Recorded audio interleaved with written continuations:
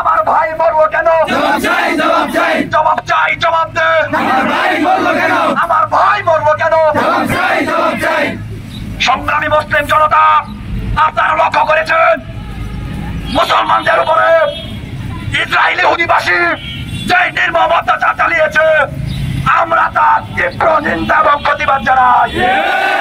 আমরা যদি এখনো ঘরে বসে থাকি তাহলে মুসলিম সমাজ, মুসলিম উম্মাহ অস্তিত্ব সংকটে পড়বে।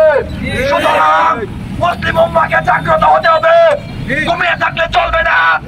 অধিবাসীর বিরুদ্ধে কাপড়ের কাপড় মাথায় বেঁধে তাদের বিরুদ্ধে জিহাদ করতে হবে।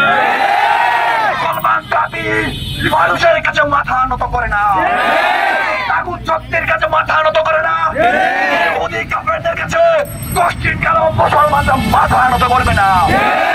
আমরা আমাদের শরীরের সর্বোচ্চ শক্তি দিয়ে এই গাজাবাসীকে উদ্ধার করব এবং এই পৃথিবীতে অচিরেই মুসলমানরা তারা তাদের শাসন চালাবে কুরআনের আইন অনুযায়ী, রাসূল সাল্লাল্লাহু আলাইহি ওয়াসাল্লামের সুন্নাত অনুযায়ী।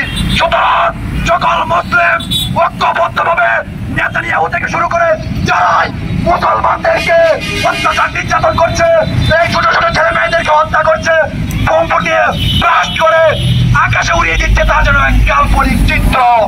আমরা আমাদের সর্বোচ্চ শক্তি দিয়ে তাদের এই কার্যক্রমকে ব্যাহত করব এবং মুসলমানের কালেমার পতাকা এই পৃথিবীর বুকে উড়িয়ে দিয়ে প্রমাণ করব মুসলিম সমাজ কখনো পৃথিবীতে নিচু হয়ে থাকতে পারে না। মনের মতো, বেলালের মতো হুঙ্কার দিয়ে এই পৃথিবীতে বেঁচে থাকবে সেই রাখছি। সংগ্রামী জনতা, পর্যায়ে আপনাদের সামনে বক্তব্য নিয়ে আসছেন বাংলাদেশ ইসলামী ছাত্র শিবিরের ইউনিয়নের সংগ্রামী সভাপতি সবর আলী ভাই। ভাইকে আমাদের উদ্দেশ্যে কথা বলার জন্য অনুরোধ জানাচ্ছি।